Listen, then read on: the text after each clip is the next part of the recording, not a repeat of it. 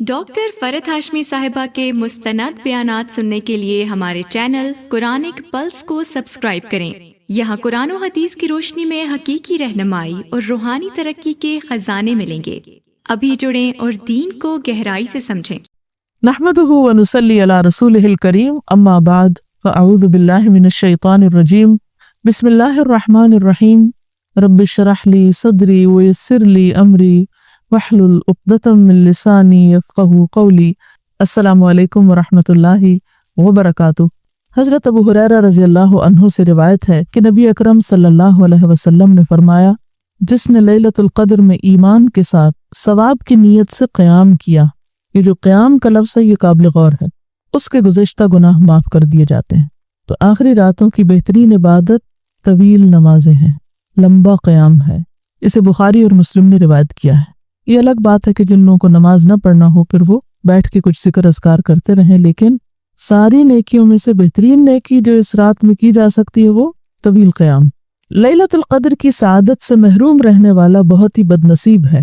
عن انس بن مالک رضی اللہ عنہ قال دخل رمضان فقال رسول اللہ صلی اللہ علیہ وسلم ان هذا الشهر قد حضركم وفيه ليلة خير من 1000 شهر من حرمها فقد حرم الخير كله ولا يحرم خيرها الا محروم۔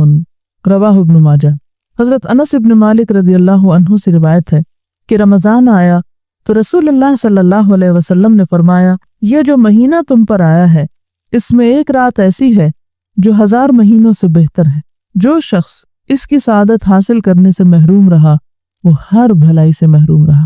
یعنی جس نے یہ چانس مس کر دیا کہ ایک رات کی عبادت 1000 مہینوں کی عبادت سے بہتر، تو پھر اس نے کتنا بڑا موقع ضائع کیا، کتنا بڑا نقصان کیا۔ نیز فرمایا لیلۃ القدر کی سعادت سے صرف بد نصیب ہی محروم کیا جاتا ہے، یعنی جو قسمت والے ہیں وہ اس کو پا لیتے ہیں اور باقی محروم رہ جاتے ہیں۔ اور پاتا کون ہے؟ جو کوشش کرتا ہے، جو محنت کرتا ہے، جو طلب رکھتا ہے۔ لیلۃ القدر رمضان کے آخری عشرے کی طاق راتوں میں تلاش کرنی چاہیے۔ عن عائشہ رضی اللہ عنہا ان رسول اللہ صلی اللہ علیہ وسلم قال تحروا لیلۃ القدر فی الوتر من العشر الاواخر من رمضان۔ رواہ البخاری۔ حضرت عائشہ رضی اللہ عنہا سے روایت ہے کہ رسول اللہ صلی اللہ علیہ وسلم نے فرمایا، رمضان کے آخری عشرے کی طاق راتوں میں لیلۃ القدر کی تلاش کرو۔ اسے بخاری نے روایت کیا ہے۔ تو اس سے کیا پتہ چلتا ہے کہ خاص طور پر طاق راتوں میں اہتمام کے ساتھ عبادت ہونی چاہیے اور صرف 27ویں پر ہی اکتفا نہیں کرنا چاہیے۔ رمضان کے آخری عشرے میں بہت زیادہ عبادت کرنی چاہیے۔ رمضان کے آخری عشرے میں اپنے اہل و عیال کو عبادت کے لیے خصوصی ترغیب دلانا مسنون ہے، یعنی صرف خود نہیں، بچوں کو، گھر والوں کو، اوروں کو بھی اس کی طرف توجہ دلائیں، جیسے میں آپ کو توجہ دلا رہی ہوں۔ عن عائشہ رضی اللہ عنہا قالت کان النبی صلی اللہ علیہ وسلم یجتہد فی العشر الاواخر ما لا یجتہد فی غیرہ۔ رواہ ابن ماجہ۔ حضرت عائشہ رضی اللہ عنہا فرماتی ہیں کہ رمضان کے آخری عشرے میں نبی اکرم صلی اللہ علیہ وسلم باقی دنوں کی نسبت عبادت میں زیادہ کوشش فرماتے۔ اگر لفظی ترجمہ دیکھیں تو زیادہ فورسفل ہے۔ یجتہد، کوشش کرتے، محنت کرتے، فی العشر الاواخر، آخری عشرے میں، ما لا، جو نہیں، یجتہد، وہ کوشش کرتے تھے، فی غیرہ، اس کے سوا کسی اور میں۔ یعنی پورے سال کی عبادت ایک طرف اور اس آخری عشرے کی عبادت ایک طرف۔ رمضان کا یہ مبارک مہینہ ہم سب کو ایک موقع فراہم کرتا ہے کہ اس میں ہم اپنے ایمان کی تجدید کریں، جیسا کہ ہم نے جانا کہ ایمان بھی پرانا ہو جاتا ہے اور اس کو بھی بار بار تازہ کرنا پڑتا ہے۔ ایمان میں ایک اور اہم چیز جو ایمان میں اضافے کا باعث بنتی ہے وہ انسان کی حیا ہے۔ حیا انسان کے اندر کا وہ مادہ ہے جو اس کو برا کام کرنے سے روکتا ہے، پکڑتا ہے اور اس کے اندر ایک جھجک پیدا کر دیتا ہے، اس کے اندر ایک روک لگا دیتا ہے۔ چونکہ روزہ بھی انسان کو مختلف برائیوں سے روکتا ہے، اسی طرح حیا بھی وہ روکنے والی ایک قوت ہے۔ تو اس لیے مناسب معلوم ہوتا ہے کہ ہم اس موضوع پر بھی کچھ بات کرتے چلیں۔ نبی صلی اللہ علیہ وسلم نے ایک موقع پر فرمایا کہ الحیاء خیر کلہ، کہ حیا سراسر خیر ہے، بھلائی ہے۔ یعنی جس شخص کے اندر حیا ہے، جس شخص کے اندر یہ شرم ہے، یہ جھجک ہے کہ وہ برائی کی طرف بڑھتے وقت اپنے آپ کو روک لیتا ہے، تو یہ اس کے لیے بہت سی خیر اور بھلائی کی طرف جانے کا ذریعہ بن جاتی ہے۔ نبی صلی اللہ علیہ وسلم کی ایک حدیث کے مطابق حیا ایمان کا ایک شعبہ ہے، اور اگر انسان کے اندر حیا نہ رہے تو پھر انسان جو جی چاہے برا ہی کرے، کیونکہ پھر اس کو برا کرتے وقت احساس بھی نہیں ہوتا۔ آپ نے فرمایا اذا لم تستحی فاصنع ما شئت، جب تمہارے اندر حیا نہیں، تم حیا نہ کرو تو پھر جو چاہے کرو۔ پھر انسان کو پرواہ نہیں رہتی کہ وہ سچ بول رہا ہے یا جھوٹ بول رہا ہے، وہ سچی بات آگے بیان کر رہا ہے، کسی کو جھوٹی خبر دے رہا ہے، اس کے اندر سے یہ تمیز ختم ہو جاتی، اس کا وہ فرقان ختم ہو جاتا ہے، وہ اس کا میزان اور معیار ختم ہو جاتا ہے کہ جس کی وجہ سے انسان اچھے اور برے کا فرق کرتا ہے۔ ایک اور موقع پر آپ صلی اللہ علیہ وسلم نے فرمایا کہ لوگوں اللہ سے حیا کرو جیسا حیا کرنے کا حق ہے۔ تو لوگوں نے کہا کہ ہم سب اللہ سے حیا کرتے ہیں، تو آپ نے فرمایا بات یہ نہیں ہے، حیا یہ ہے کہ انسان سر اور جو کچھ اس میں ہے، یعنی اس کی سوچیں وغیرہ، ان کی حفاظت کرے، یعنی اپنے خیالات پر بھی چیک رکھے، اور پیٹ اور جو کچھ اس کے اندر ہے اس کی حفاظت کرے، یعنی رزق حلال ہے یا پھر باقی جو خواہشات پیٹ سے متعلق ہیں ان پر بھی چیک رکھے۔ اور انسان خود اپنے آپ کو زیادہ بہتر طور پر جانتا ہے، تو انسان کو جو محاسبہ وہ خود اپنا کر سکتا ہے، کوئی اور نہیں کر سکتا۔ بہرحال آپ نے فرمایا کہ جو پیٹ ہے اور اس کے اندر اس کی بھی حفاظت کرے، اور پھر ساتھ ہی فرمایا کہ موت اور گلنے سڑنے کو یاد رکھے کہ ایک دن مرنا ہے اور جسم جو ہے وہ ختم ہو جائے گا، اور پھر آخرت کا طالب دنیا کی زائد زینت کو ترک کر دیتا ہے۔ تو جو شخص یہ کرتا ہے وہ دراصل حیا کا حق ادا کرتا ہے، اور یہ ہے اللہ سے حیا کرنے کا مطلب۔ اس سلسلے میں یہ بات یاد رہے کہ حیا جو ہے وہ انسان کی چونکہ شخصیت میں جھلکتی ہے، لیکن ساتھ ساتھ اس کی گفتگو کا بھی ایک حصہ ہوتی، یعنی اس کی گفتگو میں بھی نظر آتی۔ باحیا انسان جب کوئی لفظ اپنے منہ سے نکالتا ہے تو سوچ سمجھ کے نکالتا ہے، جب وہ کسی سے مخاطب ہوتا ہے تو اس وقت بھی اس کی حیا اس کو جچے تلے اور اچھے الفاظ بولنے کے لیے آمادہ کرتی ہے، اس کے لیے مددگار ہوتی۔ لیکن اگر حیا نہ ہو تو پھر انسان جو جی چاہے بولے، اور وہ پرواہ نہ کرے کہ اس کے سامنے کون ہے، کوئی بڑا ہے یا چھوٹا ہے، اپنا ہے یا غیر ہے۔ تو ہم دیکھتے ہیں کہ نبی صلی اللہ علیہ وسلم نے مومن کی جو پہچان بتائی وہ یہ ہے کہ مومن تانا دینے والا، لعنت کرنے والا، نازیبا گفتگو کرنے والا اور فحش گوئی کرنے والا نہیں ہوتا۔ یعنی جس شخص کے اندر یہ باتیں ہوں، یعنی تانے دے، لعنت کرے، بے حیائی کی باتیں کرے، گویا اس کا ایمان ہی نہیں، ایمان سے اس کا کوئی تعلق نہیں۔ تو مومن ایک ایسی شخصیت ہے، ایک ایسا کردار ہے کہ جس کی سوچیں بھی پاک، جس کے جسم کے باقی اعضاء بھی ان کا بھی تزکیہ، اور وہ بھی صحیح راہ اختیار کرنے والے، اور جس کی زبان بھی سوچ سمجھ کر بولنے والی اور پاکیزہ گفتگو کرنے والی ہے۔ پھر اسی طرح آپ صلی اللہ علیہ وسلم نے دوسروں کو لعنت کرنے سے منع کیا ہے۔ نبی صلی اللہ علیہ وسلم نے فرمایا کہ لعنت کرنے والے قیامت کے دن نہ گواہ ہوں گے، نہ شفاعت کرنے والوں میں شامل ہوں گے۔ ہم دیکھتے ہیں کہ اچھی صفات کا لعنت کے ساتھ کوئی جوڑ نہیں۔ اس سلسلے میں ہم حضرت ابوبکر رضی اللہ تعالیٰ عنہ کا ایک واقعہ دیکھتے ہیں کہ ایک مرتبہ انہوں نے اپنے بعض غلاموں پر کچھ لعن طعن کی، نبی صلی اللہ علیہ وسلم نے سن لیا، تو آپ صلی اللہ علیہ وسلم نے حضرت ابوبکر سے کہا کہ اے ابوبکر، لعن طعن کرنے والوں اور صدیقوں کا کوئی جوڑ نہیں، یعنی کسی صدیق کو، یعنی ابوبکر تو صدیق ہے، کسی صدیق اور سچے انسان کو یہ زیب ہی نہیں دیتا کہ وہ کسی دوسرے انسان کے بارے میں ایسی گفتگو کرے۔ 2-3 مرتبہ آپ نے یہ بات فرمائی، اور اس پر ابوبکر رضی اللہ تعالیٰ عنہ انہوں نے اپنے بعض غلاموں کو آزاد کر دیا، اور آپ کی خدمت میں حاضر ہو کر عرض کی کہ اللہ کے رسول صلی اللہ علیہ وسلم آج کے بعد ایسا نہیں کروں گا۔ یہ ہے دراصل ایمان کہ انسان کو جب غلطی کا احساس ہو تو فوراً اس سے پلٹ آئے، اس پر اصرار نہ کرے۔ توبہ بھی ایسے ہی لوگوں کے لیے ہے۔ تو ہم سب کے لیے لازم ہے کہ ہم اپنی زندگی کا جائزہ لیں، اور اس میں ایسی کوئی بھی چیز ہے، خواہ وہ سوچ کے حوالے سے یا گفتگو کے حوالے سے یا طرز عمل کے حوالے سے، تو اس رمضان کے مبارک موقع پر ان سب چیزوں کو اپنی ذات سے نکال باہر کریں۔ اس سلسلے میں یہ بات یاد رکھیے کہ اس کی یہ لعنت صرف مسلمانوں پر نہیں، کسی پر بھی جائز نہیں، حتیٰ کہ مشرکین پر بھی۔ ابو ہریرہ رضی اللہ عنہ سے روایت ہے کہ رسول اللہ صلی اللہ علیہ وسلم سے عرض کیا گیا کہ اے اللہ کے رسول صلی اللہ علیہ وسلم، آپ مشرکین کے حق میں بد دعا کیجیے۔ آپ نے فرمایا، مجھے لعنت کرنے والا بنا کر نہیں بھیجا گیا، میں تو رحمت بنا کر بھیجا گیا ہوں۔ یہ ہے وہ خلق عظیم بلند ترین اخلاق کہ جس میں آپ نے اپنے دشمنوں کے لیے بھی اپنی رحمت کا ذکر کیا، تو ہمارے لیے نمونہ کون ہے؟ اللہ کے رسول صلی اللہ علیہ وسلم۔ اور پھر آپ نے لعنت کے جو برے نتائج ہیں یا برے اثرات ہیں ان کے بارے میں بھی متوجہ کیا، اور یہ بتایا کہ جب کوئی شخص کسی پہ لعنت کرتا ہے اور وہ جس پہ کر رہا ہے وہ اس کا مستحق نہیں، تو وہ لعنت کرنے والے پہ واپس لوٹ آتی۔ اس کے علاوہ ایک اور چیز جو مومن کو زیب نہیں دیتی اور اس کے حیا کے منافی ہے، وہ ہے فحش گفتگو، بد کلامی، بد اخلاقی۔ عبداللہ بن مسعود کہتے ہیں کہ مومن کے لیے قابل مذمت اخلاق فحش کلامی ہے، یعنی بات میں گالی گلوچ کرنا، بے حیائی کی بات کرنا اور دوسرے کا لحاظ نہ کرنا، یہ مومن کے اخلاق میں سے نہیں ہو سکتا، اور اللہ سبحانہ وتعالی فحش کلامی سے نفرت کرتا ہے۔ ایک اور روایت میں آتا ہے، نبی صلی اللہ علیہ وسلم نے فرمایا، مومن کے میزان میں قیامت کے دن سب سے بھاری چیز اچھا اخلاق ہوگا، اور بے شک اللہ فحش گو اور بے حیائی کو پسند نہیں فرماتا۔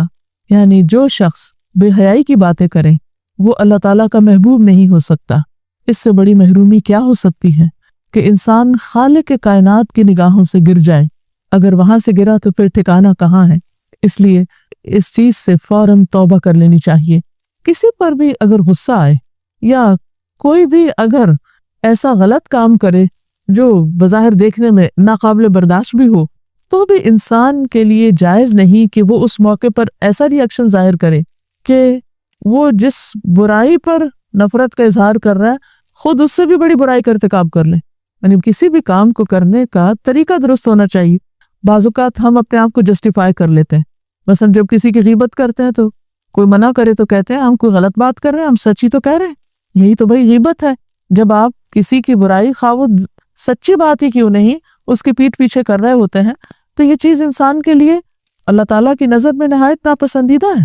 اسی طرح باقی چیزیں بھی، کسی بھی کام میں ہمیں غلط طریقہ اختیار کرنے کو جسٹیفائی نہیں کرنا چاہیے، اور نہ یہ سوچنا چاہیے کیونکہ فلاں نے غلط کیا تو اس لیے میں نے غلط طریقہ اختیار کیا۔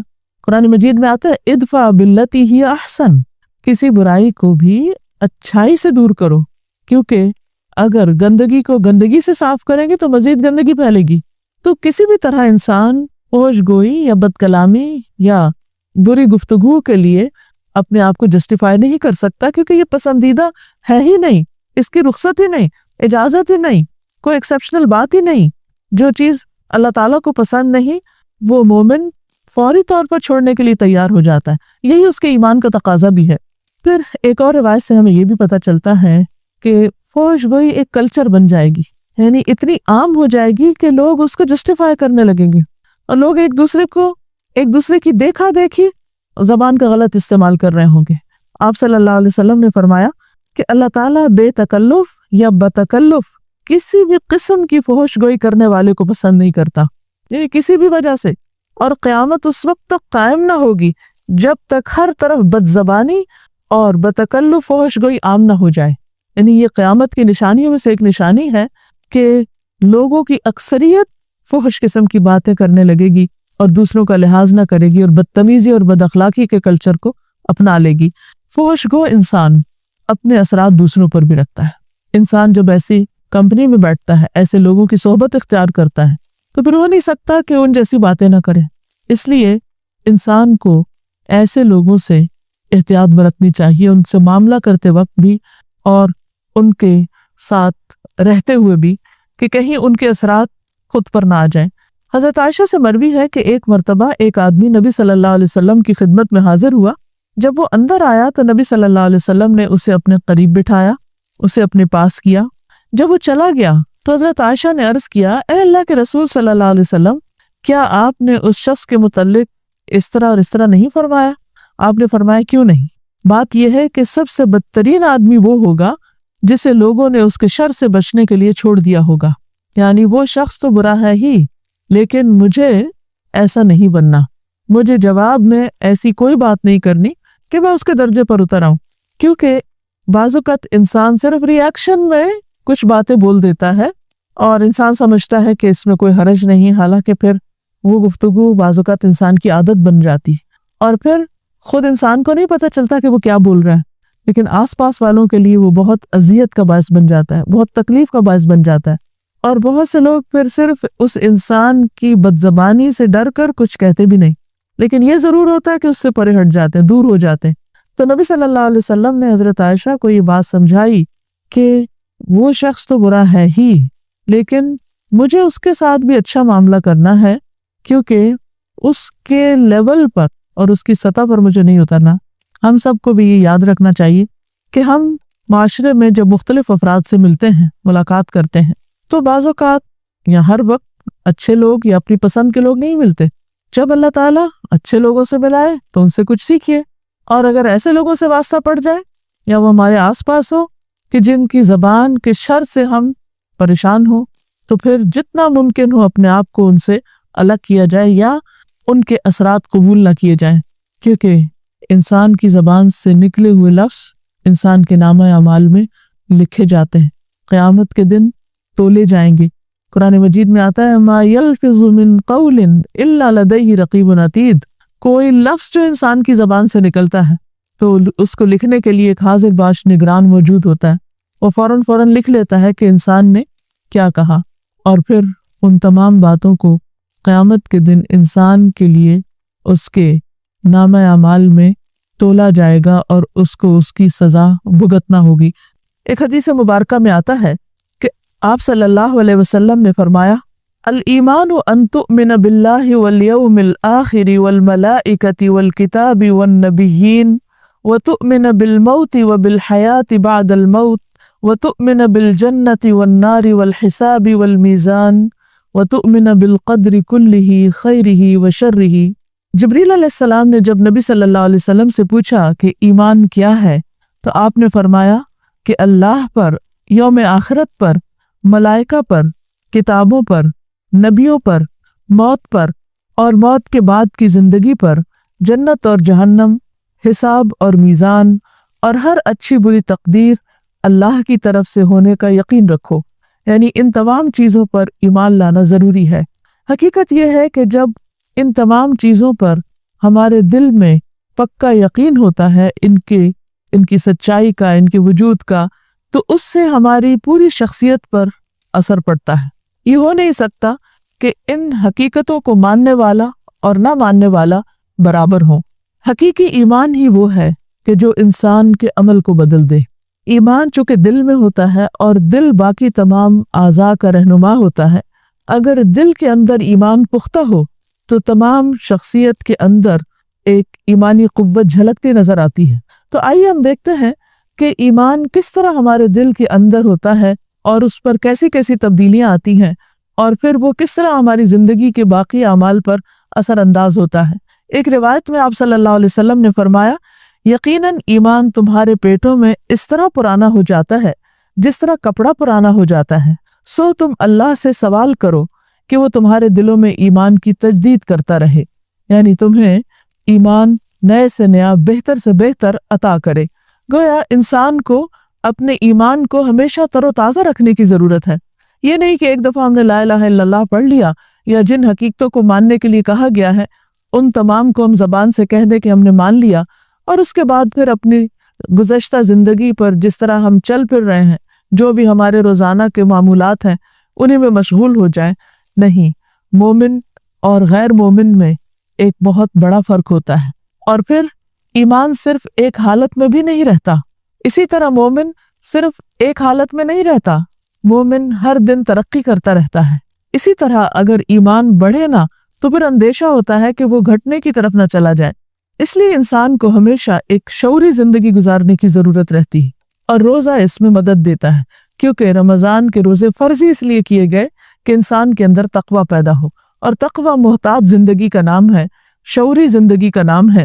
پھر اسی طرح یہ ہے کہ ہمارے چونکہ دل کی حالت بدلتی رہتی ہے، وہ ایک حال میں نہیں رہتا، اور اس کو قلب کہا ہی اس لیے جاتا ہے۔ نبی صلی اللہ علیہ وسلم نے فرمایا کہ قلب کو قلب اس لیے کہتے ہیں کہ یہ پلٹتا رہتا ہے، اور دل کی مثال تو اس پر کی سی ہے جو کسی درخت کی جڑ میں پڑا ہوا ہو اور ہوا اسے الٹتی پلٹتی رہے۔ یعنی حالات کے مطابق انسان کے عمل میں، انسان کے دل کی کیفیت میں، اس کے مزاج میں، اس کے موڈ میں فرق آتا رہتا ہے۔ اب ہمیں یہاں یہ بھی دیکھنا ہوگا کہ وہ کون سی چیزیں ہیں کہ جو انسان کے ایمان میں کمی کا باعث بنتی ہیں۔ اس میں سب سے پہلی چیز تو یہ ہے کہ انسان جب اللہ تعالیٰ کے ذکر سے تعلق نہیں رکھتا، نصیحت سے منہ موڑتا ہے، تو پھر انسان پر غفلت اور بے حسی طاری ہونے لگتی ہے۔ نتیجتاً اس کے اندر اچھے کاموں کی طلب اور خواہش ہی نہیں رہتی، اور نہ ان کی طرف آگے بڑھتا ہے، اور نہ پھر محنت کرتا ہے، اور نہ کوشش کرتا ہے۔ قرآن پاک میں اللہ تعالیٰ فرماتے ہیں وَمَنْ أَظْلَمُ مِمَّنْ ذُكِّرَ بِآيَاتِ رَبِّهِ فَأَعْرَضَ عَنْهَا وَنَسِيَ مَا قَدَّمَتْ يَدَاهُ إِنَّا جَعَلْنَا عَلَى قُلُوبِهِمْ أَكِنَّةً أَن يَفْقَهُوهُ وَفِي آذَانِهِمْ وَقْرًا وَإِن تَدْعُهُمْ إِلَى الْهُدَى فَلَن يَهْتَدُوا إِذًا أَبَدًا۔ اس شخص سے بڑھ کر ظالم کون ہوگا جسے اللہ کی آیات سے نصیحت کی جائے اور وہ اس سے منہ پھیر لے اور اپنے وہ سب کام بھول جائے جو اس نے آگے بھیجے ہیں۔ ایسے لوگوں کے دلوں پر ہم نے پردے ڈال دیے ہیں کہ وہ قرآن کو سمجھ ہی نہیں سکتے، اور ان کے کانوں میں گرانی ہے۔ اگر آپ انہیں راہ راست کی طرف بلائیں تو وہ اس راہ پر کبھی نہیں آئیں گے۔ یعنی اگر کوئی شخص اللہ تعالیٰ کی نصیحت سے منہ پھیرتا ہے، ذکر سے منہ موڑتا ہے، تو پھر اس کا نتیجہ کیا ہوتا ہے کہ اس کے دل پر ایک پردہ پڑ جاتا ہے، اور اس کے نتیجے میں پھر اسے نیک کاموں کی طلب ہی نہیں رہتی، یعنی اس کے کرنے کا شوق ہی نہیں رہتا۔ پھر اسی طرح جب انسان گناہ کرتا ہے تو گناہ کا اثر بھی دل پر پڑتا ہے۔ نبی صلی اللہ علیہ وسلم نے فرمایا کہ چاند کے سامنے آنے والی بدلی کی طرح ہر دل پر گناہوں کی بدلی چھا جاتی ہے، یعنی 14ویں کا چاند روشن اور بھرپور نظر آتا ہے کہ یکا آپ دیکھتے ہیں کہ اس کی روشنی ماند پڑ جاتی ہے، اور وجہ کیا ہوتی ہے کہ ایک چھوٹا سا بادل آ کر اس کی روشنی کو چھپا دیتا ہے، یا وہ ملگجی ہوتی ہے یا پھر بالکل ہی چھپ جاتی۔ اسی طرح انسان کا دل نیکی، ایمان، تقوی، توکل، اللہ کی محبت کی وجہ سے چمکنے لگتا ہے۔ لیکن پھر انسان چونکہ انسان ہے، اس سے غلطیاں ہوتی ہیں، بھول چوک ہوتی۔ اگر وہ بھول جاتا ہے، کسی غلط کام میں پڑ جاتا ہے، تو اس سے اس کے دل کے اوپر ایک بدلی سی آ جاتی ہے، جس سے ایمان کی وہ روشنی اور چمک ماند پڑ جاتی ہے، اس کا نور کم ہو جاتا ہے۔ فرمایا کہ چاند چمک رہا ہوتا ہے، اچانک اس کے سامنے بدلی آ جاتی ہے اور وہ تاریک ہو جاتا ہے۔ جب بدلی سامنے سے ہٹ جاتی ہے تو وہ پھر روشن ہو جاتا ہے۔ تو اب ضرورت اس بات کی ہے کہ ہم اپنے دل کا جائزہ لیتے رہیں، اور اگر کوئی بھی چیز اس کو تاریک کرنے والی پیش آ جاتی ہے تو اس سے دور جانے کی کوشش کریں، اور توبہ استغفار کے ذریعے اس گناہ کے داغ کو، اس اندھیرے کو ختم کریں اور واپس اپنی اصل حالت پر لوٹ جائیں۔ کیوں؟ اس لیے کہ دل پر ہی انسان کے باقی اعمال کا انحصار ہے۔ نبی صلی اللہ علیہ وسلم نے فرمایا جب کسی مسلمان سے کوئی گناہ سرزد ہوتا ہے تو اس کے دل پر ایک سیاہ دھبا پڑ جاتا ہے۔ اگر وہ استغفار کر لے تو دل پھر سے صاف اور روشن ہو جاتا ہے، ورنہ جتنے جتنے گناہ بڑھتے جاتے ہیں اتنے ہی سیاہ دھبے بڑھتے جاتے ہیں، حتیٰ کہ اس کے دل پر وہ زنگ چھا جاتا ہے جس کا اللہ تعالیٰ نے قرآن حکیم میں ذکر کیا ہے، کلا بل ران علی قلوبہم ما کانوا یکسبون، ہرگز نہیں بلکہ ان کے دلوں پر زنگ لگ گیا ہے ان اعمال کی وجہ سے جو وہ کرتے رہتے ہیں، اور اس وجہ سے پھر دل پر بے حسی طاری ہو جاتی ہے، اور بے حس دل اللہ سے دور ہوتا چلا جاتا ہے۔ اس کے علاوہ بھی کچھ وجوہات ہیں کہ جو انسان کے دل کے نور کو کم کر دیتی ہیں۔ ان میں سے ایک نیکی کے کام سے پیچھے رہنا، سستی اور غفلت کرنا۔ ابو ہریرہ رضی اللہ عنہ بیان کرتے ہیں کہ انہوں نے رسول اللہ صلی اللہ علیہ وسلم کو منبر کی سیڑھیوں پر فرماتے ہوئے سنا، یعنی آپ خطبے کے لیے اوپر جا رہے تھے اور فرما رہے تھے کہ لوگ جمعہ کی نماز چھوڑنے سے باز آ جائیں، ورنہ اللہ تعالیٰ ان کے دلوں پر مہر لگا دیں گے، پھر وہ غافلوں میں سے ہو جائیں گے۔ یعنی کچھ اعمال ایسے ہیں کہ جو انسان کے اوپر شدید قسم کے اثرات رکھتے ہیں۔ جو گناہ جتنا بڑا ہوتا ہے اس کا اثر بھی اتنا ہی زیادہ ہوتا ہے، اس کی چوٹ بھی اتنی ہی زیادہ لگتی ہے۔ اس لیے انسان کو فوری طور پر اپنے عمل سے، ایسے غلط کام سے توبہ کرنی چاہیے اور اصلاح کرتے ہوئے اس نیکی کی طرف لوٹ آنا چاہیے جو ایمان کے تقاضے کے طور پر ہم پر کرنا لازم ہے۔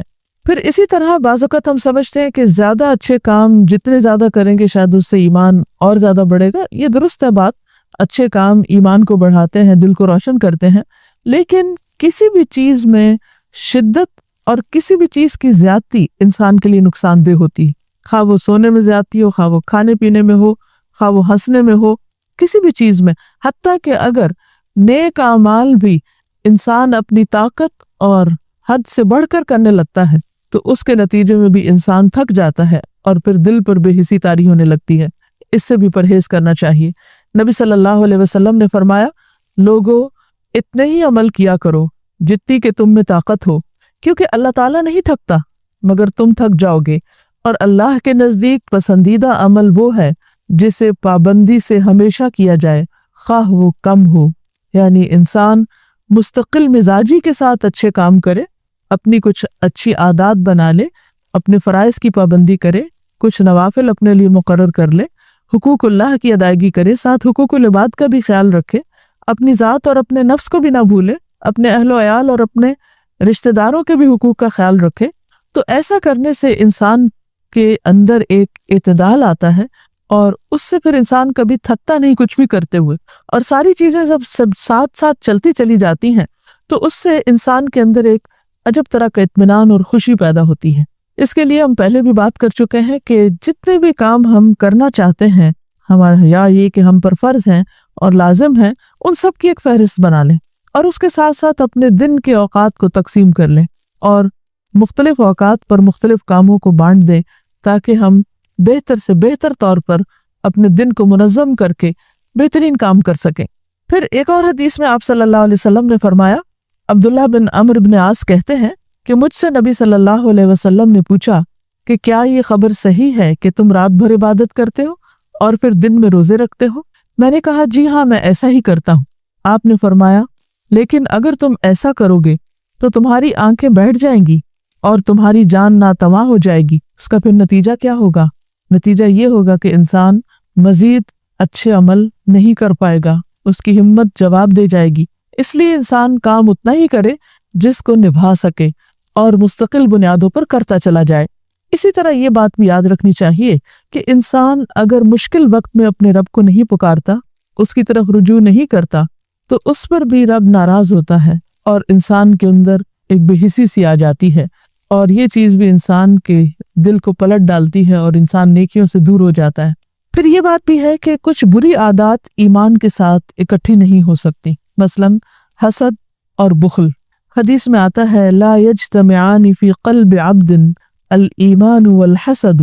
نبی صلی اللہ علیہ وسلم نے فرمایا کسی بندے کے دل میں ایمان اور حسد دونوں چیزیں اکٹھی نہیں ہو سکتی۔ ایک اور روایت میں آتا ہے لا یجتمع شح و ایمان فی قلب رجل مسلم۔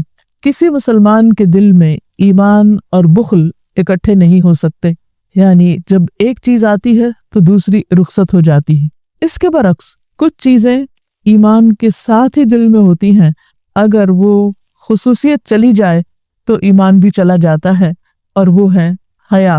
ایک روایت کے مطابق کہ ایمان اور حیا ساتھ ساتھ ہیں، اگر ایمان چلا جائے تو حیا بھی چلی جاتی، اور اگر حیا چلا جائے تو ایمان بھی چلا جاتا ہے۔ اسی طرح کچھ بیرونی اسباب بھی ایسے ہوتے ہیں جو انسان کے دل پر، اس کے ارادوں پر، اس کے عمل پر اثر انداز ہوتے ہیں، جن میں سے نمبر 1 شیطانی وسوسے ہیں، کیونکہ شیطان نے یہ کہا تھا کہ فَبِمَا أَغْوَيْتَنِي لَأَقْعُدَنَّ لَهُمْ صِرَاطَكَ الْمُسْتَقِيمَ ثُمَّ لَآتِيَنَّهُمْ مِنْ بَيْنِ أَيْدِيهِمْ وَمِنْ خَلْفِهِمْ وَعَنْ أَيْمَانِهِمْ وَعَنْ شَمَائِلِهِمْ وَلَا تَجِدُ أَكْثَرَهُمْ شَاكِرِينَ کہ تو نے مجھے گمراہی میں مبتلا کیا تو اب میں بھی تیری سیدھی راہ پر گھات لگا کے بیٹھوں گا، پھر انسانوں کو آگے سے، پیچھے سے، دائیں سے، بائیں سے، غرض ہر طرف سے گھیروں گا، اور تو ان میں سے اکثر کو شکر گزار نہ پائے گا۔ بہرحال شیطان تو اپنی اس کوشش میں لگا رہتا ہے کہ انسان کو گمراہ کرے اور انسان کے دل پر قابض ہو کر اس کو اپنے کنٹرول میں لے لے، اور اس طرح وہ انسان سے اپنی مرضی کے کام کرا کے اپنے راستے پر اس کو لے جائے۔ لیکن ہمیں اس پر اچھی طرح چوکنا رہنا ہے اور اپنے دشمن سے بچ کے رہنا ہے، اس کے مقابلے کے لیے تیار رہنا ہے۔ شیطان کے علاوہ دنیا کے باقی فتنے بھی انسان کے لیے اس کے ایمان میں کمزوری اور بعض اوقات ایمان کے ختم ہونے کا بھی سبب بن جاتے ہیں۔ نبی صلی اللہ علیہ وسلم نے ایک موقع پر فرمایا مجھے تمہارے متعلق محتاجی سے ڈر نہیں لگتا، مجھے تو اس کا خوف ہے کہ دنیا تم پر بھی اسی طرح کشادہ کر دی جائے گی جس طرح تم سے پہلوں پہ کشادہ کی گئی، یعنی تمہیں خوب مال و دولت ہاتھ آئے گا، پھر پہلوں کی طرح تم بھی اس کے لیے رغبت کرو گے، یعنی تمہاری بھی محبت اور خواہش اس مال اور دنیا کے اندر چلی جائے گی، اور جس طرح وہ ہلاک ہوئے تم بھی ہلاک ہو جاؤ گے۔ تو گویا دنیا کی محبت इंसान के ईमान में कमी का बायस बनती है, और बाज़ औक़ात अगर वो मोहब्बत हद से बढ़ जाए तो ईमान रुखसत हो जाता है। इसी तरह कुरान मजीद की रूह से हमें पता चलता है कि इंसान के लिए माल और औलाद दोनों ही फितना है, आजमाइश है। अल्लाह ताला फरमाते हैं, इन्नमा अम्वालुकुम व औलादुकुम फितना वल्लाहु इंदहु अजरुन अजीम। बेशक तुम्हारे माल और औलाद फितना है और अल्लाह ताला के पास बहुत बड़ा अजर है। यानी अगर इंसान इस दुनिया में रहते हुए माल और औलाद के बीच में भी अल्लाह को याद रखता है, अल्लाह की इताअत के काम करता है, अपने फराइज को अदा करता है, तो फिर माल और औलाद नुकसान नहीं देते। यहाँ बात इस चीज की हो रही है कि इंसान अल्लाह को भूलकर, अपने फराइज को भूलकर सिर्फ इन चीजों के पीछे लग जाए तो ये चीज इंसान के लिए नुकसानदेह हो जाती है। फिर इसी तरह एक और जगह पर आपने फरमाया कि 2 भूखे भेड़िए अगर बकरियों में छोड़ दिए जाएं तो वो इतना फसाद और खराबी न करें जिस कदर माल और जाह की हिर्स इंसान के दीन को खराब करती है। यानी माल के अलावा एक और चीज जो इंसान के लिए बहुत बड़ा फितना है और जो इंसान के ईमान की दुश्मन है, वो जाह की मोहब्बत है, ओहदे की मोहब्बत, और ये चीज बाज़ औक़ात माल की मोहब्बत से भी बढ़ जाती है। इन तमाम फितनों से बचने के लिए, अपने ईमान की हिफाजत के लिए, अपने दीन की सलामती के लिए जरूरी है कि इंसान ऐसे तरीके इख्तियार करे कि जिससे उसका ईमान महफूज रहे। उनमें से खास तौर पर अच्छे लोगों की कंपनी, अच्छी मजलिस, नेक सोहबत, अच्छी दोस्ती इंसान को बहुत फायदा देती है। हदीस में आता है कि इंसान अपने दोस्त के दीन पर होता है, बस तुम में से हर एक को देखना चाहिए कि वो किसको दोस्त बना रहा है, यानी किसके बीच में उठता बैठता है। फिर इसी तरह एक और जगह पर फरमाया कि नेक साथी और बुरे साथी की मिसाल कस्तूरी बेचने वाले अत्तार और लोहार की सी है। कस्तूरी बेचने वाले के पास से तुम 2 अच्छाइयों में से एक न एक जरूर पालोगे, या तो खुशबू ही खरीद लोगे वरना कम अज कम उसकी खुशबू जरूर पाओगे, लेकिन लोहार की भट्टी या तुम्हारे बदन और कपड़े झुलसा देगी वरना बदबू तो तुम उससे जरूर पाओगे। यानी ये हो नहीं सकता कि इंसान जिस मजलिस में हो, जिस सोहबत में हो, फिर उसका रंग उस पर ना चढ़े। तो अल्लाह ताला से दुआ है कि वो हमें ऐसे वसाइल और ऐसे ज़राए अता करे, ऐसे मौक़े अता करे कि जिससे हमारा ईमान मजबूत हो। एक हदीस के मुताबिक नबी सल्लल्लाहु अलैहि वसल्लम ने फरमाया कि 4 चीजें जिस शख्स के अंदर होंगी वो पक्का मुनाफिक है। एक और मौके पर आपने फरमाया खा वो नमाज पढ़े खा वो रोजा रखे। अब अगर एक तरफ हम रोजा रख रहे हैं और दूसरी तरफ झूठ भी बोल रहे हैं तो ये किस किस्म का तजाद है? और क्या ऐसा रोजा वाकई ढाल बन सकता है जिसमें बहुत से शगाफ हों? वो किस तरह हमें प्रोटेक्ट करेगा, किस तरह हमारी शफात करेगा अगर हमने उसको ही सलामत न छोड़ा और उसमें तरह तरह के रखने डाल दिए। इसलिए आज हम सच्चाई और झूठ के बारे में कुछ बातें करेंगे। नबी सल्लल्लाहु अलैहि वसल्लम ने फरमाया, हजरत अब्दुल्ला से रिवायत है कि यकीनन सच नेकी की तरफ रहनुमाई करता है और नेकी जन्नत की तरफ ले जाती है, और आदमी मुसलसल सच बोलता रहता है यहाँ तक कि अल्लाह के यहाँ सिद्दीक लिख लिया जाता है, और बिलाशुबा झूठ बुराई की तरफ रहनुमाई करता है और बुराई आग की तरफ ले जाती है, और आदमी मुसलसल झूठ बोलता रहता है यहाँ तक कि अल्लाह के यहाँ झूठा लिख लिया जाता है। तो इससे ये पता चलता है कि सच और झूठ 2 बिल्कुल ऑपोजिट और मुतजाद चीजें हैं, और इंसान उनमें से जिसको भी ऑप्ट करता है, जिसको भी इख्तियार करता है, फिर ये नहीं कि सिर्फ उसको लेके रख लेता है, बल्कि उसी रास्ते पे इंसान चल पड़ता है, और वो दोनों रास्ते बिल्कुल ऑपोजिट डायरेक्शन पे जाते हैं। सच्चाई जन्नत की तरफ ले जाती है इंसान को और झूठ जहन्नम की तरफ ले जाता है। इसे में देखा जाए तो झूठ क्या है? झूठ खिलाफे हकीकत बात को कहते हैं, यानी ऐसी बात करना जिसका हकीकत से कोई ताल्लुक ना हो, खा वो बिल्कुल ही बदल दी जाए या उसका बाज हिस्सा बदल दिया जाए या खुद अपने इमेजिनेशन से कोई बात बना ली जाए और उसकी असल बदल दी जाए। ये तमाम सूरतें दुरुस्त नहीं, क्योंकि इनमें धोखा पाया जाता है। जब एक इंसान दूसरे इंसान के साथ मामला करता है, उसके साथ उसका ताल्लुक होता है, तो ये ताल्लुक उस वक्त बेहतरीन हो सकता है जब दोनों के दरमियान एतमाद का रिश्ता हो, बाहम ट्रस्ट हो, खा वो शौहर बीवी हो, खा वो बहन भाई हो, खा वो कुलीग्स हो। किसी भी रिश्ते के अंदर अगर एतमाद ना हो तो उसमें खुशी नहीं हो सकती, वो ताल्लुक निभ नहीं सकता। इस एतमाद की बहाली के लिए बहुत जरूरी है कि इंसान अपने अक़वाल में और अपने अफ़आल में, अपने वादों में, अपने मामलात में सच्चा और खरा हो, क्योंकि जब वो झूठ बोलता है तो उसके नतीजे में وہ نہ صرف یہ کہ دوسرے شخص کو نقصان دے رہا ہوتا ہے بلکہ خود اپنا بھی نقصان کر رہا ہوتا ہے. اور یہ نقصان صرف آخرت کا نہیں دنیا کا بھی ہوتا ہے, کیونکہ ایسے شخص پر جب کوئی اعتماد نہیں کرتا تو اس کے ساتھ کوئی پارٹنرشپ نہیں کرے گا, کوئی مل کے کام نہیں کرے گا, کوئی تجارت نہیں کرے گا یا اور تعلق قائم نہیں رکھنا چاہے گا, کیونکہ اس کو معلوم ہوگا کہ یہ شخص کسی بھی وقت دھوکہ دے سکتا ہے. ایسا شخص قابل اعتبار نہیں.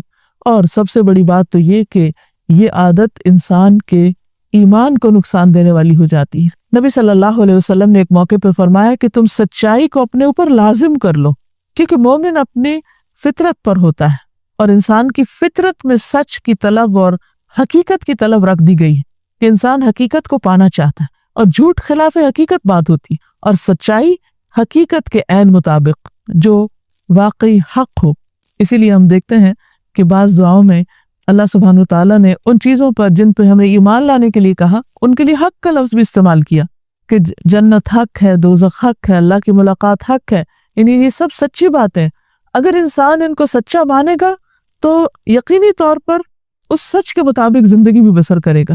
اور اگر انسان ان چیزوں کو صحیح طور پر مانتا ہی نہیں اور ان کے بارے میں کسی غلط فہمی کا شکار ہے تو لازمی طور پر اس کی زندگی اس سے مختلف ہوگی. اسی لیے آپ صلی اللہ علیہ وسلم نے فرمایا کہ ایک آدمی کے دل میں ایمان اور کفر اکٹھے نہیں ہو سکتے, جھوٹ اور سچ ایک جگہ نہیں رہ سکتے, اور خیانت اور امانت ایک ساتھ جمع نہیں ہو سکتے. یعنی یہ دو مختلف متضاد چیزیں ہیں, ان کے حامل بھی دو مختلف متضاد پرسنالٹیز کے لوگ ہوتے ہیں. ہمیں یہاں تک بھی منع کیا گیا کہ جو چیز دل میں شک پیدا کر دے اس کو بھی چھوڑ دو. دع ما یریبک الی ما لا یریبک, کیونکہ فإن الصدق طمأنینۃ, اس چیز کو چھوڑ دو جو تمہیں شک میں مبتلا کرتی, کیونکہ شک جو ہے وہ انسان کو بے چین کرتا ہے, اور وہ چیز اختیار کر لو کہ جو شک کے بغیر ہے, کیونکہ سچائی میں اطمینان ہے اور جھوٹ میں شک ہے. سچائی سچ بولنے والے کے اندر تو اطمینان پیدا کرتی ہی ہے, لیکن وہ اس کے آس پاس رہنے والے لوگوں کے لیے بھی بہت اطمینان کا باعث ہوتی. جب وہ کسی کے بارے میں جان لیتے ہیں کہ یہ شخص سچا ہے, کھرا ہے, تو لازمی طور پر ان کے دل میں اس کا احترام پیدا ہوتا ہے, محبت پیدا ہوتی. اس کے برعکس جب کسی شخص کا جھوٹ کھلتا ہے یا اس کے بارے میں یہ معلوم ہوتا ہے کہ وہ جھوٹ بولتا ہے تو دوسروں کا دل اس کی طرف سے میلا ہو جاتا ہے. خود ہم دیکھتے ہیں کہ نبی صلی اللہ علیہ وسلم بھی ایسے شخص کو پسند نہیں فرماتے تھے. حضرت عائشہ روایت کرتی ہیں کہ جھوٹ سے بڑھ کر کوئی عادت رسول اللہ صلی اللہ علیہ وسلم کے نزدیک, اور ایک روایت میں ہے صحابہ کے نزدیک, نفرت اور بغض والی نہ تھی. اور کوئی شخص آپ کے سامنے جھوٹ بولتا تو آپ کا رویہ اس کے بارے میں بدلا رہتا, حتیٰ کہ معلوم ہو جاتا کہ اس نے توبہ کر لی ہے, یعنی وہ اپنے جھوٹ سے باز آ گیا ہے. یعنی آپ صلی اللہ علیہ وسلم کو جھوٹ اور جھوٹے لوگوں سے کوئی دلچسپی نہیں تھی, وہ ان کے پسندیدہ لوگ نہیں تھے. سوچئے اگر آج ہماری زندگی میں ایسی کوئی چیز ہے تو ہم قیامت کے دن نبی صلی اللہ علیہ وسلم کے قدموں میں کیسے بیٹھ سکتے ہیں, کیونکہ آپ صلی اللہ علیہ وسلم ایسے لوگوں پر توجہ نہیں دیتے تھے, ان کے ساتھ آپ کا رویہ بدل جاتا تھا جب تک کہ وہ توبہ نہ کر لیتے. تو ہمیں بھی اس رمضان میں اپنی گزشتہ زندگی میں کسی بھی ایسی چیز کو جس کے بارے میں ہمیں شک ہے کہ وہ درست نہیں تھی, اس کو درست کر کے اس سے توبہ کر لینی چاہیے. جھوٹ سے توبہ اس لیے بھی ضروری ہے کہ جھوٹ انسان کی آخرت کے لیے بہت نقصان دہ ہے. نبی صلی اللہ علیہ وسلم کو خواب میں ایک مرتبہ جھوٹے شخص کا انجام دکھایا گیا. آپ فرماتے ہیں کہ میرے پاس گزشتہ رات خواب میں 2 آدمی آئے. انہوں نے کہا کہ جسے آپ نے دیکھا کہ اس کا جبڑا چیرا جا رہا ہے وہ بہت ہی بڑا جھوٹا تھا, جو ایک جھوٹی بات کو لیتا اور ساری دنیا میں پھیلا دیتا. قیامت تک اس کو یہی سزا ملتی رہے گی, یعنی یہ سزا برزخ میں مل رہی, قبر میں مل رہی, اور قیامت جب ہوگی, حساب کتاب ہوگا, تو اس کے بعد اللہ تعالیٰ جو چاہے اس کے بارے میں فیصلہ فرمائے. تو حقیقت میں بہت ڈرنے والی بات ہے کہ انسان عام روزمرہ زندگی میں بھی جھوٹ سے پرہیز کرے, لیکن خاص طور پر ایسی جگہوں پر جھوٹ بولنے سے بچے کہ جو جھوٹ پوری دنیا میں نشر ہو جائے اور انسان کے لیے باعث وبال ہو جائے. نبی صلی اللہ علیہ وسلم نے تاکیداً فرمایا, یا ایھا الناس ایاکم والکذب فإن الکذب مجانب للایمان, اے لوگو جھوٹ سے اپنے آپ کو بچاؤ کیونکہ جھوٹ ایمان سے الگ ہے. یعنی 2 بالکل مختلف چیزیں, مومن اور منافق 2 الگ الگ شخصیتیں, 2 الگ الگ پرسنالٹیز ہیں, کیونکہ جھوٹ بولنا ایک شخصیت کی عکاسی کرتا ہے, اور انسان جو کچھ بولتا ہے اس کے پیچھے اس کی سوچ ہوتی. اگر اس کی سوچ درست ہوگی تو اس کی گفتگو بھی درست ہوگی, اور اگر سوچ درست نہیں تو گفتگو بھی درست نہیں. تو اگر انسان کی تھنکنگ میں کرپشن ہے تو اس کی گفتگو میں بھی سچائی ہوگی، اور اگر تھنکنگ میں کرپشن ہے تو اس کی عملی زندگی میں بھی کرپشن ہوگی، اور یہ اسی وقت دور ہو سکتی ہے جب انسان اس سے توبہ کر کے اپنے آپ کو صحیح راستے پر لے آئے۔ صاحب ایمان شخص چونکہ حقیقت کا اعتراف کرتا ہے، حق کا اعتراف کرتا ہے، لہٰذا اس کی شخصیت کے اندر جھوٹ سے نفرت پیدا ہو جاتی، وہ کسی بھی موقع پر جھوٹ بولنا نہیں چاہتا، غلط طریقے پر سوچنا نہیں چاہتا، اور چیزوں کو ان کے اصل پرسپیکٹو میں دیکھنا چاہتا ہے۔ لیکن اس کے برعکس جب انسان اپنے آپ کو دھوکہ دیتا ہے، جو چیز جیسے ہوتی ہے ویسے دیکھنے کی بجائے اس طرح دیکھتا ہے جیسے وہ دیکھنا چاہتا ہے یا اس کی خواہش نفس اس کو دیکھنا چاہتی ہے، اور پھر مختلف طریقوں میں اپنی گفتگو میں، اپنے رویوں میں، تمام چیزوں کے اندر وہ ایک دھوکے کا شکار ہو جاتا ہے، حتیٰ کہ وہ اپنے محبت، غم، خوشی، نفرت، ہر چیز کے اندر اسی مزاج کی عکاسی کر رہا ہوتا ہے۔ اگر وہ کسی کو خوش کرنا چاہتا ہے تو اس کے لیے بھی جھوٹ سے کام لیتا ہے، اور اگر وہ کسی کا دل بہلانا چاہتا ہے تو اس میں بھی جھوٹ بولتا ہے۔ اس کے نزدیک پھر اچھے اور برے کا کوئی فرق باقی نہیں رہتا، حالانکہ نبی صلی اللہ علیہ وسلم نے مذاق میں بھی جھوٹ بولنے کو ناپسند کیا ہے۔ عبداللہ بن مسعود کہتے ہیں کہ سنجیدگی یا مذاق کسی صورت میں بھی جھوٹ بولنا درست نہیں، اور کوئی شخص کسی بچے سے بھی ایسا وعدہ نہ کرے جس کو وہ پورا نہ کرے۔ تو اس سے اندازہ لگائیے کہ سچائی انسان کی پوری شخصیت کی آئینہ دار ہوتی ہے، اور اس کے ہر معاملے کے اندر جھلکتی ہے، اس کے ہر فعل میں ریفلیکٹ کرتی ہے، اور اس کے برعکس جھوٹ بھی اسی طرح انسان کی پوری شخصیت کے اندر ریفلیکٹ کر رہا ہوتا ہے۔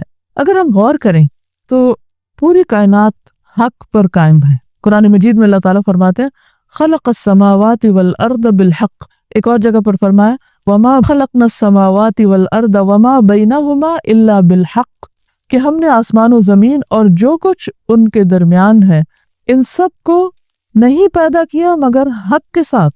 اور اگر دیکھا جائے تو آسمان اپنی اصل حیثیت کے مطابق کام کر رہے ہیں، سورج اپنی حقیقت پر ہے، وہ کبھی بھیس بدل کے چاند نظر نہیں آتا، چاند اپنی اصلیت پر ہے، ستارے اپنا اپنا کام کر رہے ہیں۔ آپ کسی بھی چیز کے پاس جائیں، مثلا آگ کو جلائیں تو وہ جل پڑے گی، اور وہ گرمی ہی دے گی، ٹھنڈک نہیں کبھی دے گی، کیونکہ وہ حق پر ہے، اپنی اصل پر ہے، سچ پر ہے۔ لیکن افسوس یہ کہ انسان جب اپنے اوپر ایک لبادہ اڑتا ہے، تصنع اختیار کرتا ہے، اپنی فطرت کو مس کر دیتا ہے، تو وہ کچھ اور نظر آنے لگتا ہے۔ ایسا کیوں ہوتا ہے؟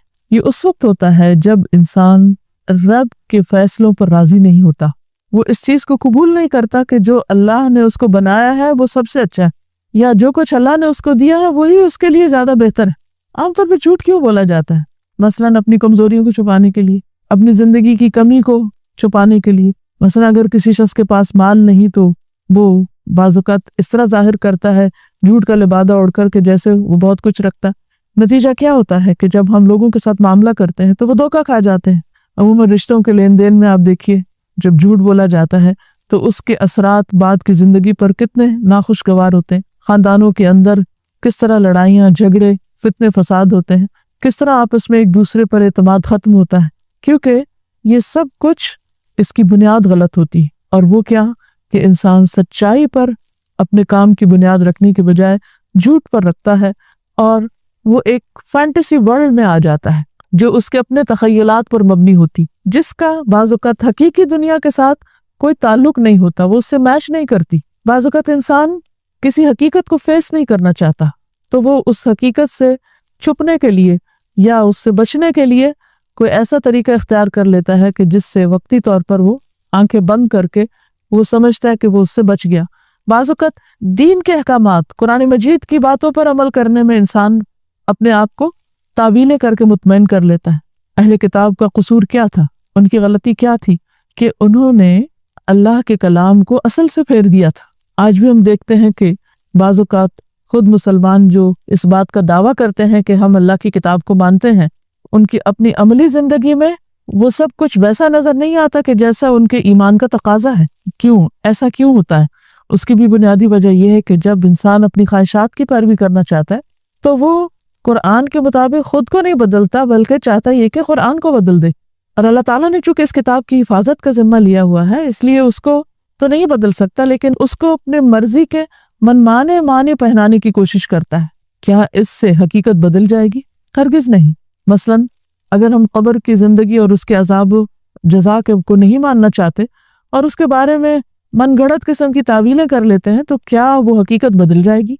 वो तो नहीं बदलेगी। इंसान को मरने के बाद वो सब कुछ देखना पड़ेगा जिसका जिक्र कुरान और सुन्नत में आ चुका है। नुकसान किसका होगा? नुकसान उसका जिसकी सोच में खता होगी, जिसकी सोच में करप्शन होगी, जिसकी सोच में सच्चाई नहीं होगी। नतीजतन उसकी गुफ्तगू में और उसके बाकी सारे अमाल में भी एक तरह से झूठ छलक रहा होगा, जो उसके लिए सख्त नुकसानदेह होगा, और वो उसके लिए अमल में नुकसान का बायस होगा। और अमल में नुकसान क़यामत के दिन अमाल नामे के वजन में कमी का बायस होगा, और वो कमी इंसान के लिए खसारे का बायस हो सकती है। यहाँ हम एक बात ये भी बताते चलें कि अगर हम ये समझ चुके हैं कि इंसान की निजात सच्चाई में है, इंसान की भलाई हक को कबूल करने में है, हकीकत पसंद होने में है, तो फिर वो क्या तरीके इख्तियार किए जाएं कि जिससे इंसान झूठ से बच सके और सच्चाई का दामन थाम ले। उसमें सबसे पहली बात तो ये है कि इंसान के अंदर अल्लाह का डर हो और वो इस बात पर पक्का यकीन रखता हो कि मैं जो कुछ भी कहूँगा वो मेरे रब को मालूम है, वो जान लेगा, उससे छुपा हुआ नहीं। और रब का मुकर्रर करदा फरिश्ता किरामन कातिबिन उसको लिख लेगा, और क़यामत के दिन उन अल्फाज की हकीकत को सामने ला के रख दिया जाएगा। वो अमाल नामे का हिस्सा होगा, और अमाल नामा जब तोला जाएगा तो वो उसमें अपना असर जाहिर करेगा। फिर इसी तरह इंसान के लिए ज़रूरी है कि सच बोलने के लिए सच्चे लोगों की सोहबत इख्तियार करे। कुरान मजीद में अल्लाह ताला फरमाते हैं कि कूनू मास सादिकीन, सच्चे लोगों का साथ दो, क्योंकि इंसान जैसा खुद होगा, जो चीज़ वो खुद पसंद करता है, वो लाजमी तौर पर उन लोगों को पसंद करेगा जो उसके हम मिजाज होंगे। जब खुद सच्चा होगा तो ऐसे लोगों के साथ रहेगा जो सच बोलने वाले हैं, क्योंकि माहौल का इंसान पर असर होता है। इसी तरह ये कि आखिरत की याद, अंजाम का फिक्र इंसान को सच बोलने पर मजबूर करता है। हमने रमज़ान के शुरू में जो दुआ मांगी कि अल्लाह इस चांद को यानी इस महीने को हमारे लिए अमन, ईमान, सलामती और इस्लाम वाला बना दे, तो गोया हमें सच्चे मानों में ईमान अता कर दे, और फिर जब ईमान हमारे अंदर आ जाए तो वो हमारी शख्सियत में भी नजर आने लगे। सिर्फ बातें ही नहीं, किरदार भी मोमिनाना हो जाए। तो मोमिन का किरदार क्या है? क्या रोजे सिर्फ एक रिचुअल है? क्या जिक्र, इबादत, तिलावत, कुरान मजीद का पढ़ना, लेक्चर सुनना, अच्छी अच्छी बातें रोज करना और सुनना, क्या सिर्फ यही दीन है? या फिर इससे आगे भी कोई चीज हमारे अंदर आनी चाहिए या हमारी शख्सियत में झलकनी चाहिए? तो आज हम मोमिन की पर्सनालिटी के बारे में, मोमिन के किरदार के बारे में, मोमिन की शख्सियत के बारे में, मोमिन के आमाल के बारे में कुछ बातें करेंगे कि मोमिन कैसा होता है, उसके तरीके कैसे होते हैं, उसकी सोच कैसे होती है, उसका रवैया कैसा होता है, और खुसूसन इस बारे में कि उसके दूसरे लोगों के साथ ताल्लुकात कैसे होते हैं। क्योंकि जब तक इंसान अलग थलग एक खास गोशे में बैठा रहता है वो महफूज होता है, किसी को उससे कोई शिकायत नहीं होती, क्योंकि वो बेज़रर एक कोने में बैठा है। लेकिन हमारा दीन हमें इसकी इजाज़त नहीं देता कि हम मुस्तकिल तौर पर दुनिया के सब काम काज छोड़कर सिर्फ एक गोशे में बैठ जाएं। बहरहाल जब तक हम इस दुनिया में जिंदा हैं, हमें अपने ख़ानदान वालों के साथ, अपने करीबी लोगों के साथ, अपने कारोबारी मामले रखने वाले लोगों के साथ, उन सब के साथ जहाँ कहीं भी हम काम करते हैं, एक ताल्लुक तो रखना ही है। ये ताल्लुक किस किस्म का होना चाहिए और हमारे अंदर हमारा रवैया या हमारा एटीट्यूड कैसा होना चाहिए, इसके बारे में जानना बेहद ज़रूरी है। तो आइए एक रिव्यू कर लेते हैं मोमिन की शख्सियत के बारे में। नबी सल्लल्लाहु अलैहि वसल्लम ने मोमिन के बारे में फरमाया कि मोमिन दूसरे मोमिन का आईना होता है। एक मोमिन दूसरे मोमिन का भाई है, उसके सामान की हिफाजत करता है, उसकी गैर मौजूदगी में उसका दिफा करता है। तो इससे पता चलता है कि मोमिन के लिए इंतहा दर्जे का खैरखा होता है। जिस तरह आईना हमें हमारे ऐब दिखाता है, आईना हमारी अच्छी चीजों को हाईलाइट करता है, हमें हकीकत दिखाता है कि हम क्या हैं, इसी तरह एक मोमिन दूसरे मोमिन के लिए एक ऐसा सच्चा किरदार होता है, वो सच बोलने वाला और सच्ची फीडबैक देने वाला, कि जो उसकी इस्लाह खूबसूरत तरीके से करता है और उसके साथ हमदर्दी करता है और उसको भटकने, फिसलने और बहकने से बचाता है। तो मोमिन का आईना है। और फिर ये कि उसका भाई है और उसके सामान की हिफाजत करता है, यानी उसकी बिलोंगिंग्स की हिफाजत, और गैर मौजूदगी में उसकी इज्जत की हिफाजत करता है। इन सारी सिफात को पढ़ते हुए देखते हुए हम सब भी अपना अपना जायजा लें कि क्या वाकई हमारे अंदर भी ये खूबियां हैं, क्या हम भी दूसरों के लिए एक अच्छा आईना है कि उनकी अच्छाइयों और खूबियों को उनके सामने रखें कि वो नेकी के कामों में और आगे बढ़ सके, और अगर उनके अंदर कोई कमी कमजोरी है तो उसको दूर करने की फिक्र करें, उसमें उनके मददगार हों। फिर इसी तरह आप सल्लल्लाहु अलैहि वसल्लम ने मोमिनों के बाहमी ताल्लुक को एक हदीस में यूं बयान फरमाया कि मोमिन बंदों की मिसाल उनकी आपस में मोहब्बत, हमदर्दी और शफकत में जिस्म की तरह है। जब जिस्म के एक हिस्से को तकलीफ होती है तो सारा जिस्म शब्बेदारी और बुखार में मुब्तला होता है, यानी बाकी जिस्म का साथ देता है। गोया मोमिन दूसरों के दुख दर्द में बेनियाज नहीं होता, बेपरवाह नहीं होता, उनके काम आता है, वो दूसरों के दुख को महसूस करता है। फिर इसी तरह आप सल्लल्लाहु अलैहि वसल्लम ने फरमाया, एक मोमिन दूसरे मोमिन के हक में एक इमारत की तरह है, जिसका एक हिस्सा दूसरे को मजबूत करता है। एक ईंट दूसरे ईंट के साथ मिलकर दीवार बनाती है और इस तरह वो मजबूत हो जाता है। अगर एक को भी निकाल दिया जाए तो इमारत हिलने लगती, खोखली हो जाती। आपने अपनी एक हाथ की उंगलियों को दूसरे हाथ की उंगलियों के अंदर किया, यानी जिस तरह ईंटें लगकर एक पूरी दीवार बनती है, इस तरह मोमिन मोमिन के साथ मिलकर जब वो कोऑपरेट करता है, साथ देता है, इज्तिमाई तौर पर उसका मददगार होता है, तो वो एक मजबूत इमारत बन जाते हैं। फिर इसी तरह आप सल्लल्लाहु अलैहि वसल्लम ने फरमाया, एक मुसलमान दूसरे मुसलमान का भाई है, बस उस पर जुल्म न करे, ना जुल्म के लिए किसी और के हवाले उसको करे। जो शख्स अपने भाई की जरूरत पूरी करे, अल्लाह ताला उसकी जरूरत पूरी करेगा। जो शख्स किसी मुसलमान की एक मुसीबत को दूर करे, अल्लाह ताला उसकी क़यामत की मुसीबतों में से एक बड़ी मुसीबत को दूर फरमाएगा। और जो शख्स किसी मुसलमान के ऐब को छुपा ले, अल्लाह ताला क़यामत के दिन उसके ऐब को छुपा लेगा। ये सारी खूबियां भी हमें अपने अंदर ढूंढने की कोशिश करनी चाहिए, और अगर नहीं तो पैदा करनी चाहिए। फिर इसी तरह मोमिन जब दूसरे मोमिनों को तकलीफ में देखता है तो वो उनके लिए तड़पता है, वो उनकी फिक्र करता है, वो उनकी उस तकलीफ को दूर करने की कोशिश करता है। नबी सल्लल्लाहु अलैहि वसल्लम ने फरमाया, एक मोमिन का अहले ईमान में वही दर्जा होता है जो सर का जिस्म में होता है, और एक मोमिन तमाम अहले ईमान के लिए इसी तरह तड़पता है जैसे जिस्म सर की तकलीफ के लिए तड़पता है। फिर इसी तरह एक और हदीस से भी पता चलता है कि मोमिन अपने मोमिन भाई की तकलीफ को अपनी तकलीफ समझता है। नबी सल्लल्लाहु अलैहि वसल्लम ने फरमाया, मोमिन बंदे एक आदमी की तरह है, अगर उसका सर दुखता है तो बाकी सारा जिस्म, सारे आज़ा बुखार और नींद न आने में उसके शरीक हो जाते हैं। तो इससे यह अंदाजा होता है कि ईमान जब दिल के अंदर आता है तो दिल रोशन हो जाता है। जब दिल रोशन होता है तो उसे सिर्फ अपनी गलतियां नहीं ऐसे इंसान को नजर आती, बल्कि दूसरे इंसानों की हालत भी उसको दिखने लगती है। अगर वो तकलीफ में तो तकलीफ महसूस होने लगती है, अगर उनके अंदर कोई खामी है तो वो दिखने लगती है और वो उसकी इस्लाह की फिक्र करता है, अगर कोई खूबी है तो वो उसको भी देख पाता है। क्योंकि जब दिल रोशन होता है तो बसीरत की आंखें खुल जाती।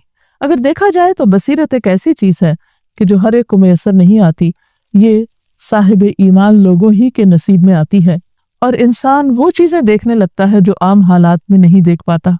अल्हम्दुलिल्लाह हम रमजान के इस मुबारक महीने में हैं, हमने रोजे रखे, क़यामुल लैल किया, लैलतुल क़द्र की तलाश जारी है, हमारी इबादतों में अर्जेंसी की कैफियत आ चुकी है, इबादत पहले से भी ज्यादा हो रही है। लेकिन सवाल ये पैदा होता है कि इन सब चीजों का आउटकम क्या है, ये सब कुछ हमने क्यों किया? जाहिर है एक अच्छा इंसान बनने के लिए, अच्छा मोमिन बनने के लिए, लेकिन क्या वाकई हम अपने अंदर एक अच्छे मोमिन की अलामात पाते हैं? इसके लिए हमें नबी सल्लल्लाहु अलैहि वसल्लम की अहादीस की रोशनी में अपना जायजा लेना चाहिए। और सच तो ये है कि जिस शख्स को रमजान में बसीरत नसीब हो गई, वो जरूर अपनी खामियों को देख पाएगा और अच्छी आदत को इख्तियार करने के लिए कोशिश करेगा। तो आइए देखते हैं कि नबी सल्लल्लाहु अलैहि वसल्लम ने मोमिन को किस तरह डिफाइन किया है। आपने फरमाया, तुम लोग एक दूसरे पर हसद ना करो, यानी मोमिन हसद करने वाला नहीं होता। ना ही तनाजुश करो, यानी किसी के सौदे पे सौदा ना करो। ना ही एक दूसरे से बुग़्ज़ रखो, यानी दिल में भी मैल ना रखो। ना एक दूसरे से रूगर्दानी करो, यानी उससे मुंह मोड़ के ना बैठ जाओ, उससे बेपरवाही ना बरतो, यानी नाराजगी को तूल मत दो। और तुम में से कोई किसी की बै पर बै ना करे, यानी एक ने अगर कोई चीज खरीदी है तो उससे बड़ी ऑफर देके उसकी बै को खराब ना करे। अल्लाह के बंदे भाई भाई बन जाओ। मुसलमान मुसलमान का भाई है, वो उस पर जुल्म नहीं करता, वो उसे जलील नहीं करता और ना ही उसे हकीर समझता है। क्योंकि हकीर समझना तकब्बुर की अलामत होता है, और जिसके दिल में राई के दाने बराबर भी तकब्बुर हो वो जन्नत में न जा सकेगा। जन्नत मुतकब्बिरीन के लिए नहीं। आप सल्लल्लाहु अलैहि वसल्लम ने अपने सीना मुबारक की तरफ इशारा करते हुए 3 मरतबा फरमाया, तकवा यहाँ है, तकवा यहाँ है, तकवा यहाँ है। किसी आदमी के बुरा होने के लिए यही काफी है कि वो अपने मुसलमान भाई को हकीर समझे, अपने से कमतर जाने। एक मुसलमान दूसरे मुसलमान पर पूरा पूरा हराम है, उसका खून, उसका माल और उसकी इज्जत व आबरू। इन सिफात की रोशनी में हमें अपना जायजा लेना होगा। फिर इसी तरह मोमिन के मोमिन पर कुछ हुकूक भी हैं। वो क्या है? रसूलुल्लाह सल्लल्लाहु अलैहि वसल्लम ने फरमाया, मुसलमान के मुसलमान पर 6 हक हैं। आपसे अर्ज किया गया, ए अल्लाह के रसूल वो क्या है? आपने फरमाया, जब तुम उससे मिलो तो उसे सलाम करो, जब वो तुम्हें दावत दे तो कबूल करो, जब वो तुमसे खैर खाही तलब करे तो तुम उसकी खैर खाही करो, जब वो छींके और अल्हम्दुलिल्लाह कहे तो तुम यरहमुकल्लाह कहो, जब वो बीमार हो जाए तो उसकी इयादत करो, और जब वो फौत हो जाए तो उसके जनाजे में शिरकत करो। गोया ईमान, रमदान, हमारी इबादत हमें ये सबक देती हैं कि हम दूसरे इंसानों के काम के बन जाएं, उनके लिए नफामंद हो जाएं, बेहतर तौर पर उनकी खिदमत के लायक हो जाएं। एक और जगह पर आपने फरमाया, जिस आदमी ने किसी मोमिन से दुनिया में मुसीबतों को दूर किया, अल्लाह ताला उससे क़यामत के दिन की मुसीबतों को दूर करेगा। जिसने तंग दस्त पर आसानी की, अल्लाह उस पर दुनिया में और आखिरत में आसानी करेगा। जिसने मुसलमान की पर्दापोशी की, अल्लाह ताला दुनिया और आखिरत में उसकी पर्दापोशी करेगा। और अल्लाह उस बंदे की मदद में होते हैं जो अपने भाई की मदद में लगा रहता है। गोया एक अच्छा इंसान सिर्फ अपने लिए नहीं जीता, वो दूसरों के लिए जीता है। एक तरफ वो अल्लाह ताला की इबादत करता है और दूसरी तरफ वो बंदों के लिए फायदेमंद बन जाता है। अब आप सोचिए, कोई भी एक ऐसा किरदार, एक ऐसी शख्सियत, ऐसा इंसान जो हर दम इस बात की मतलाशी रहे कि मैं किसके कब कहाँ कितना काम आ सकता, और इसके बरक्स वो शख्स जो खुद गर्ज हो, सेल्फिश हो, अगर कोई उसको मदद के लिए बुलाए भी तो वो हाजिर ना हो। इन दोनों में कितना बड़ा फर्क है। जब शख्सियत में फर्क है, आदात में फर्क है, तो नताइज में भी लाजमन फर्क होगा, दुनिया के एतबार से भी और आखिरत के एतबार से भी। अल्लाह ताला के महबूब बंदों में से वो बंदा सबसे ज्यादा महबूब है जो अल्लाह की मखलूक को सबसे ज्यादा फायदा पहुंचाता है। अल्लाह ताला चूंकि खुद रहमान और रहीम है, तो बंदों में से भी वो उनको पसंद करता है जो दूसरों पर रहम करने वाले होते हैं। फिर इसी तरह मोमिन अपने भाई का दिफा करता है, उसकी इज्जत का दिफा करता है। जो ऐसा करेगा, हदीस में आता है कि अल्लाह ताला पर हक है कि क़यामत के दिन जहन्नम की आग को उससे दूर कर दे। फिर इसी तरह वो किसी का माल नहीं हथियाता, वो चोरी नहीं करता, वो डाका नहीं डालता, वो गसब नहीं करता, वो नाहक किसी यतीम का माल नहीं खाता, बल्कि वो उसकी इजाजत के बगैर छोटी सी चीज भी नहीं लेता। नबी सल्लल्लाहु अलैहि वसल्लम ने फरमाया, किसी शख्स के लिए अपने किसी भाई की लाठी भी उसकी दिली रजामंदी के बगैर लेना जायज नहीं। कहा यह कि कोई किसी के घर में जाके डाका चोरी करे, इसकी कहाँ से इजाजत हो सकती। फिर इसी तरह खैर खाही का एक बहुत बड़ा दर्जा क्या है कि इंसान दूसरे की आखिरत के लिए भी सोचे। तो मोमिन को अमर बिल मारूफ करता है, नही अनिल मुनकर करता है, नेकी का हुक्म देता है, बुराइयों से रोकता है, और फिर उसके लिए दुआ भी करता है। मोमिन की दुआ मोमिन के लिए कबूल होती, और अल्लाह सुब्हानहू तआला ने उसके लिए एक ऐसा फरिश्ता मुकर्रर कर रखा है कि जब एक मोमिन बंदा दूसरे के लिए दुआ करता है तो फरिश्ता उस पर आमीन कहता है, और फौरन उसी वक्त देयर एंड देन उस शख्स के लिए वो फरिश्ता दुआ करता है कि या अल्लाह, इसने जो दूसरे के लिए मांगा तो इसे भी ये चीज अता कर। तो ये है वो किरदार कि जिसके जाहिर में और जिसके बातिन में खैर ही खैर है। ये है वो इंसान बंदा मोमिन के जो सोच में भी सच्चाई और दुरुस्तगी रखता है, जिसकी गुफ्तगू में भी खूबसूरती है, और जिसके अमल के अंदर दूसरे इंसानों के लिए हमदर्दी और भलाई और खैरखाही कूट कूट के भरी हुई है। डॉक्टर फरहत हाशमी साहिबा के मुस्तनद बयानात सुनने के लिए हमारे चैनल कुरानिक पल्स को सब्सक्राइब करें। यहाँ कुरान और हदीस की रोशनी में हकीकी रहनुमाई और रूहानी तरक्की के खजाने मिलेंगे। अभी जुड़ें और दीन को गहराई से समझें।